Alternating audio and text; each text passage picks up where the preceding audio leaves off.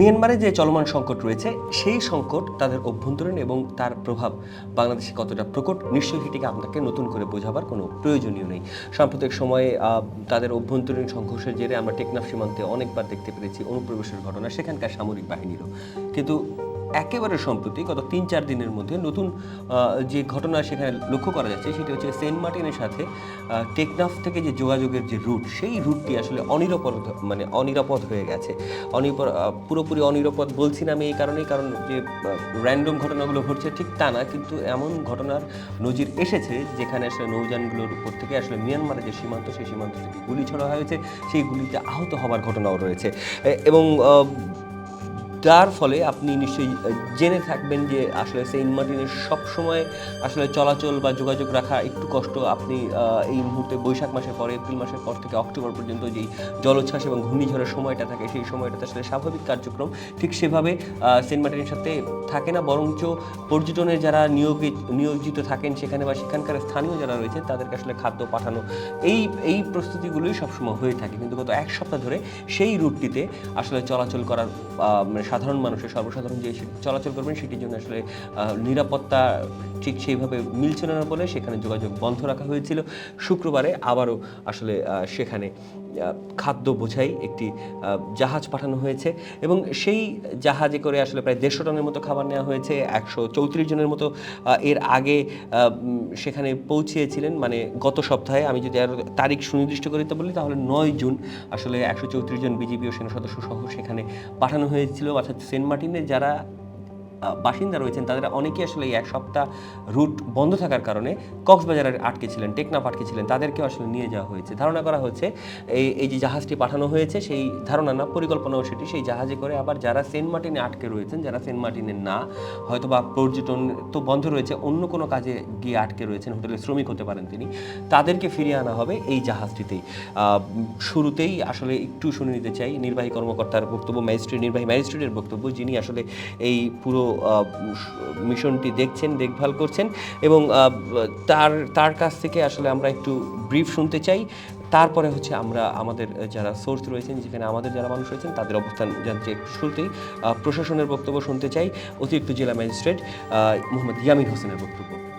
এটা আসলে সেন্ট মার্টিনে একটু ট্রলার চলাচল একটু সাময়িক সমস্যা হচ্ছে, মানে মানুষের জনজীবন স্বাভাবিক থাকে আর কি, রেগুলার স্বাভাবিক রাখার লাগে আমরা একটা সাপোর্টটাকে দিচ্ছি আর কি। আমরা শিল্পের ব্যবস্থা করেছি, এখানে সরকারি কিছু মালামাল সেগুলো যাচ্ছে, প্লাস যে বেসরকারি যারা ব্যবসায়ী যারা আছে তাদের মালামাল নিয়ে যাচ্ছে, এখানে চাল, ডাল, লবণ সহ অন্যান্য নিত্য প্রয়োজনীয় যেগুলো আছে, ইভেন মানুষও প্রায় 100+ মানুষ যাচ্ছে, সেগুলো আমরা পাঠাচ্ছি। আমরা আমাদের এই শিবিরের মাধ্যমে যাচ্ছি। আমরা আশা করছি এর মাধ্যমে তাদের যে সমস্যা হতে পারতো বা হবে ইনশাআল্লাহ। স্থায়ী একটা বিষয়, যে স্থায়ী স্থায়ী সমাধান তো একটু ডিফারেন্ট বিষয়, ওই বিষয়ের উপরে সীমান্তে অস্থিরতা চলছে আর কি। আমরা চেষ্টা করছি যাতে সেন্ট মার্টিনে মানুষ ভালো থাকে আর কি, ব্যবস্থা আমরা করছি। আর যদি সকলের সমস্যা হবে তখন আমি ব্যবস্থা চেষ্টা করছি, শিপ করাচ্ছি আমরা স্পেশাল অ্যারেঞ্জমেন্টে। আমি আশা করছি মানুষের, সেন্ট মার্টিনের মানুষ তারা MV বারো আউলিয়া যেই জাহাজটিতে করে আসলে খাবার পাঠানো হয়েছে, খাদ্য সামগ্রী পাঠানো হয়েছে, এবং সেখানে আসলে পেঁয়াজ, লবণ, নিত্যপণ্য যেগুলো রয়েছে সেগুলোই পাঠানো হয়েছে। এবং বলা হচ্ছে সব প্রশাসনের পক্ষ থেকে একটি সংকট হতে পারতো, তবে সংকটটি সেখানে হলো না। নুপা আলম সকালবেলা থেকে আমাদের সাথে যুক্ত ছিলেন, সারাদিনের আপডেট তিনি বিকেলবেলা আমাদেরকে একদম যে অবস্থান, সেই অবস্থানটি ব্যাখ্যা করেছেন, এবং আমরা তার নুপা আলমের কাছ থেকে আসলে আরও বিস্তারিত জেনে নিতে যাবো। তার সাথে কথা হয়েছে সেন্ট মার্টিনের স্থানীয় মানুষদের সাথে, তিনি নিশ্চয়ই আমাদেরকে আরও বিস্তারিত করে জানাতে পারবেন। সেতু আপনাকে ধন্যবাদ। আমি এই মুহূর্তে দাঁড়িয়ে আছি কক্সবাজার শহরের নুনিয়াছড়া যে ঘাটটি রয়েছে, সে ঘাটে। মূলত এই ঘাটটিকে ব্যবহার করে দুপুর 1-2:15 দিকে বারৌলিয়া নামের যে জাহাজটি, খুব বড় মানের জাহাজ, সেটি সেন্ট মার্টিনের উদ্দেশ্যে যাত্রা দিয়েছে, যেখানে সেন্ট মার্টিন দ্বীপবাসীর জন্য যে বিভিন্ন খাদ্যপণ্য এবং যারা বিভিন্ন কাজে জরুরি প্রয়োজনে কক্সবাজার শহরে এসেছিলেন, এরকম 150 যাত্রী ওই জাহাজে করে গেছেন। অর্থাৎ জাহাজ কর্তৃপক্ষ দেওয়ার তথ্য মতো সন্ধ্যা 6টার পরপরই জাহাজটি সেন্ট মার্টিনে পড়বে। জাহাজে করে যারা গেছেন তাদের সাথে আমরা কথা বলেছি এবং জাহাজ কর্তৃপক্ষের সাথে কথা বলেছি। তারা জানিয়েছেন সেখানে মূলত দ্বীপের 7 থেকে 8 জন ব্যবসায়ী দ্বীপের উদ্দেশ্যে খাদ্যপণ্যগুলি নিয়ে গেছেন, যেখানে 200 মেট্রিক টন খাদ্যপণ্য রয়েছে। খাদ্যপণ্য বলতে চাল, তেল, পেঁয়াজ, রসুন সহ নিত্য প্রয়োজনীয় যে খাদ্যদ্রব্যগুলি রয়েছে সে খাদ্যদ্রব্য। একই সাথে যে 150 যাত্রী গেছেন তারা প্রয়োজনীয় যেসব দ্রব্যগুলি আছে সেগুলি নিয়ে গেছেন। আমরা এখানে ঘটনা স্পটে যখন জাহাজটি যাত্রা দিচ্ছিলেন, যখন কক্সবাজারের অতিরিক্ত জেলা ম্যাজিস্ট্রেট এডিএম এসেছিলেন, আমরা কথা বলেছিলাম তার সাথে। তিনি জানিয়েছেন যে খাদ্যপণ্যগুলি নিয়ে গেছে সেখানে দ্বীপবাসীর যে 10,000 মানুষ রয়েছে তাদের জন্য মোটামুটি 1 মাসের খাবার রয়েছে, খাবার সংকট দূর করা সম্ভব হবে। একই সঙ্গে জাহাজ কর্তৃপক্ষ যেটা বলেছেন সেটা হচ্ছে তারা মূলত পর্যটনবাহী যে সময়, বিশেষ করে অক্টোবর থেকে মার্চ পর্যন্ত তারা পর্যটকদের আনা নেওয়ার জন্য এই জাহাজটি ব্যবহার করেন। যেহেতু দ্বীপের সংকট তৈরি হয়েছে, খাদ্যপণ্য সংকট, সেই বিবেচনায় প্রশাসনের আহ্বানে তারা যাত্রা দিয়েছেন এবং প্রশাসন যখন তাদেরকে রওনা দিতে বলবেন, এবং দ্বীপবাসীর পক্ষে তারা পণ্য নিয়ে দ্বীপে যাবেন এবং যে জাহাজটি আজকে গেছে সেটি কিন্তু শনিবার সেখান থেকে ফিরে আসবেন এবং যদি দ্বীপবাসী কেউ ফিরে আসতে চায় তাও আসতে পারবেন। মূলত যে মিয়ানমারের অভ্যন্তরে যে সংঘর্ষ চলছে সেই প্রেক্ষিতে নাব নদীর একটি মোহনায় পরপর 3বার অর্থাৎ 5ই জুন, 8ই জুন এবং সর্বশেষ মঙ্গলবার যে সেন্ট মার্টিনগামী নৌযানের উপর লক্ষ্য করে গুলিবর্ষণ করা হয়। এর প্রেক্ষিতে কিন্তু ওখানে নৌরুটের নৌযানগুলি বন্ধ ছিল। এর প্রেক্ষিতে ওখানে খাদ্য সংকট তৈরি হয়েছিল। ফলে বুধবার প্রশাসনে এক বৈঠকের মাধ্যমে সিদ্ধান্ত হয়েছে বিকল্প পথ ব্যবহার করে তারা খাদ্যপণ্য পাঠাবেন এবং জরুরি প্রয়োজনে যে মানুষগুলি, দ্বীপের মানুষগুলিকে আসা যাওয়া করবেন। এবং গতকাল বৃহস্পতিবার কিন্তু বঙ্গোপসাগরকে ব্যবহার করে 4টি ট্রলার প্রায় 350 যাত্রী নিয়ে টেকনাফের মুন্ডার ডেলকা বঙ্গোপসাগরের মোহনায় এসেছিলেন এবং এখানে অপেক্ষমান যাত্রী সমপরিমাণ যাত্রী সেন্ট মার্টিন ফিরে গেছেন। যদিও সেন্ট মার্টিন এবং টেকনাফের যে নাব নদীর থেকে যাতায়াতের বিষয় সহজ এবং ঝুঁকিমুক্ত, বঙ্গোপসাগরকে ব্যবহার করা তত সহজ এবং ঝুঁকিমুক্ত নয়, অনেকটা ঝুঁকি রয়েছে উত্তাল সাগরের কারণে। তারপরে এখন বিকল্প হিসাবে অর্থাৎ বিজিবি এবং কোস্টগার্ডের পাহারায় বঙ্গোপসাগরকে ব্যবহারের বিকল্প দেখছেন না, কেননা আজকে গত 3 দিন ধরে নাব নদীতে মিয়ানমারের যুদ্ধজাহাজ অবস্থান করছেন, সেখানে স্থলভাগ এবং জলসীমার মধ্যে সংঘাত চলমান আছে।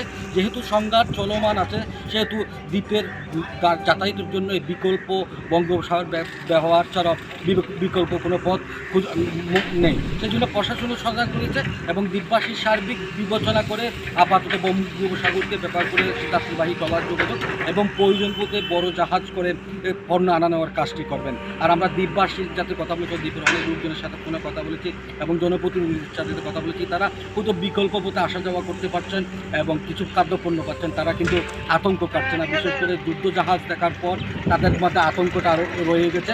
তারা পরিস্থিতি কখন স্বাভাবিক হবে। ধন্যবাদ নূপা আপনাকে। এবং আপনাদের দর্শক জানিয়ে রাখা ভালো যে নাফ নদী হয়ে, টেকনাফে নাফ নদী হয়ে আসলে সেন্ট মার্টিনে পর্যটনের জন্য সিংহভাগ সময় এই রুটটি ব্যবহার করা হয় এবং সেই রুটটি ঘিরেই আসলে এক ধরনের শঙ্কা এই মুহূর্তে বিরাজ করছে। যদিও নূপা আমাদেরকে যেমনটি জানালেন যে প্রশাসনের পক্ষ থেকে উদ্যোগ রয়েছে, প্রশাসনও বলেছে সেই উদ্যোগ রয়েছে। এবার আসে এমভি বারওয়ালিয়ার বিষয়ে, যেটি দিয়ে শুরু করেছিলাম। এমভি বারওয়ালিয়া আজকে সেখানে সন্ধ্যার মধ্যে পৌঁছাবে, আগামীকাল সেটি ফেরত আসবে এবং যারা সেখানে আটকে রয়েছেন, যারা চলে আসতে চান কক্সবাজারে, মানে আর সেন্ট মার্টিনে থাকতে চাচ্ছেন না, তারা চাইলেই সেই এমভি বারওয়ালিয়াতে করে ফিরে আসতে পারবেন। একাধিক গণমাধ্যমের তথ্য, একাধিক গণমাধ্যমের বিশ্লেষণ, প্রশাসনের পক্ষ থেকে বারবারই সেই প্রশ্নটা করা হয়েছে যে সে দীর্ঘমেয়াদী এই সংকটের কারণে, মিয়ানমারের অভ্যন্তরীণ সংকটের কারণে বাংলাদেশের কোনো নাগরিক তার ভূখণ্ডের কোনো একটি স্থানে যেতে যদি নিরাপদহীন বোধ করেন সেটি অবশ্যই হতাশাজনক। সুতরাং সেই বিবেচনায় আসলে রুট পরিবর্তন করা যায় কিনা, অন্য কোনোভাবে আসলে নাফ নদীকে অ্যাভয়েড করে, নাফ নদীকে পাশ কাটিয়ে যদি অন্য কোনোভাবে যাওয়া যায়, যেটি আসলে বাংলাদেশের মতো করে সেন্ট মার্টিনের সাথে তার যে যোগাযোগ ব্যবস্থা রয়েছে সেটি চলমান থাকে, সেই বিষয়টির দিকে সবাই আসলে নজর দেওয়ার পরামর্শ বা আহ্বান জানাচ্ছেন। তবে এটিও বিবেচনা রাখতে হবে শুধুমাত্র যুদ্ধ অবস্থায় সংকটের এই এই এই যে সংকট হতে যাচ্ছিল তার কারণ নয়, এটি আপনাকে মাথায় রাখতে হবে যে এই সময় সমুদ্র অনেক উত্তাল থাকে, সুতরাং এই সময়টিতে সেন্ট মার্টিনের সাথে স্বাভাবিক অন্যান্য সময়েও আসলে এই যে খাদ্য সংকট বা খাদ্য পরিবহন করা বা কেউ আটকে যাওয়া এই ঘটনাগুলো একেবারেই যে নতুন সেটিও নয়।